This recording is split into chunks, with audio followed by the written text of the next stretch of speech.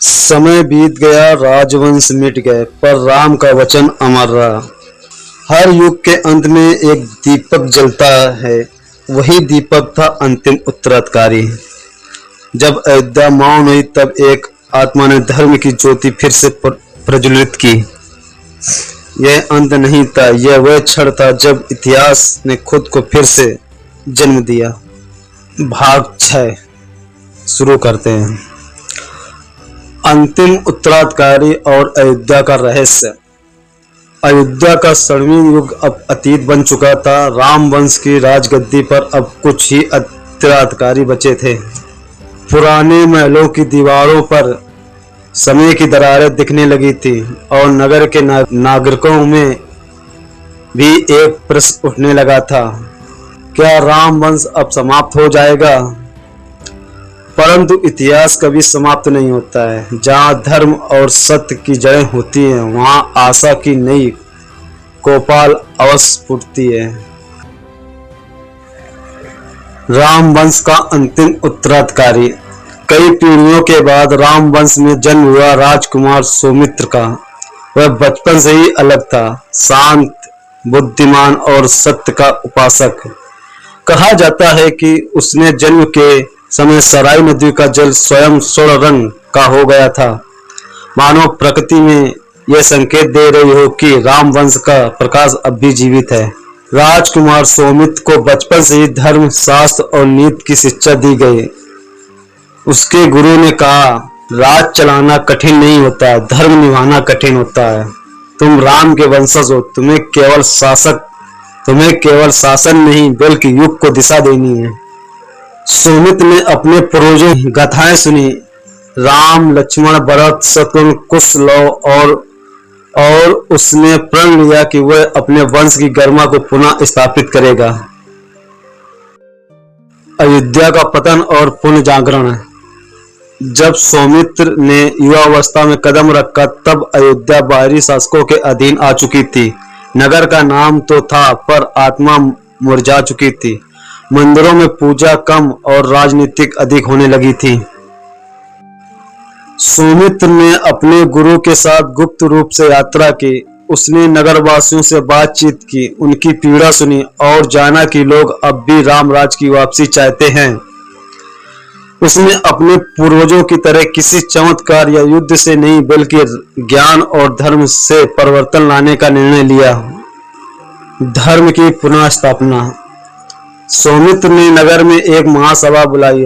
वह बोला, हमारे पूर्वजों ने कहा था, जहां धर्म है वहीं राम है। अयोध्या के लोगों, हम सब भूल गए कि राम राज केवल राजा से नहीं बल्कि प्रजा से हृदय में बनता है। आज मैं एक राजा बनूंगा, न राम के मार्ग का सेवक बनूंगा। उसकी वाणी ने नगर को झकझोर दिया। हजारों लोग उनके चरणों में आकर बोले, हम फिर से वही अयोध्या बनाना चाहते हैं जो प्रेम, न्याय और सेवा की भूमि थी। धीरे धीरे सौमित्र ने अयोध्या में धर्म की पुनः स्थापना की, जिसमें नंबर 1 मंदिरों में राजनीति की जगह भक्ति आई। नंबर 2 व्यापार में लोभ की जगह न्याय का भाव आया। शिक्षालयों में फिर से रामायण और धर्मग्रंथ पढ़ाए जाने लगे।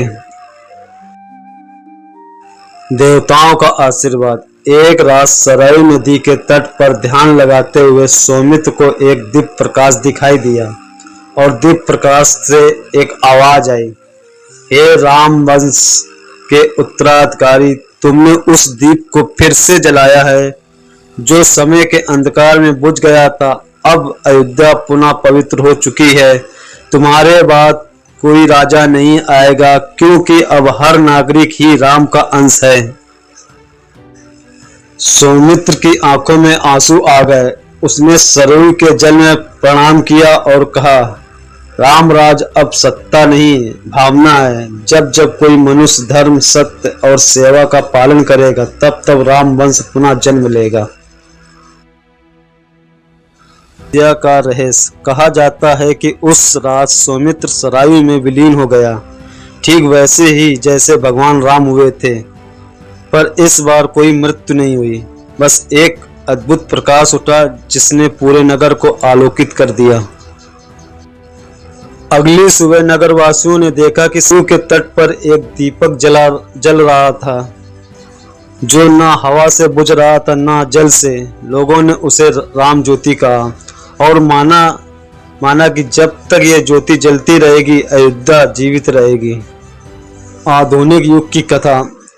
समय बीत गया, युग बदले, राजवंश मिटे, साम्राज्य उठे और गिरे, पर अयोध्या का नाम और राम वंश का आदर्श कभी समाप्त नहीं हुआ।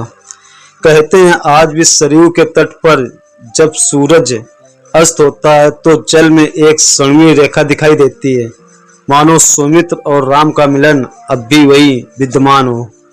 लोग आज भी दीपावली पर जब दीप जलाते हैं तो कहते हैं यह दीपक केवल घर के लिए नहीं, ये उस वंश के लिए है जिसने हमें धर्म, प्रेम और सेवा का अर्थ सिखाया है।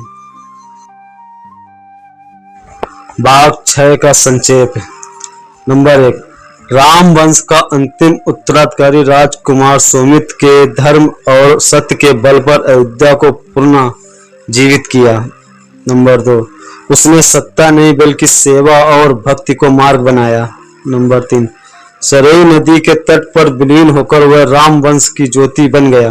नंबर 4, राम ज्योति आज भी प्रतीक है कि धर्म और प्रेम कभी समाप्त नहीं होते। राज मिटते हैं, राजवंश बदलते हैं, पर जहां धर्म जीवित है वहां राम राज अमर है। अयोध्या केवल एक नगर नहीं, यह वह भावना है जो हर युग में जन्म लेती है जब मनुष्य सत्य, प्रेम और न्याय के मार्ग पर चलता है। राम जी के जाने के बाद कि ये महागाथा स्टोरी आपको कैसी लगी है, कमेंट में हमें बताएं ताकि आपके लिए हम ऐसी इंटरेस्टिंग कहानियां और लाते रहें। और चैनल को लाइक सब्सक्राइब करें। जय हिंद।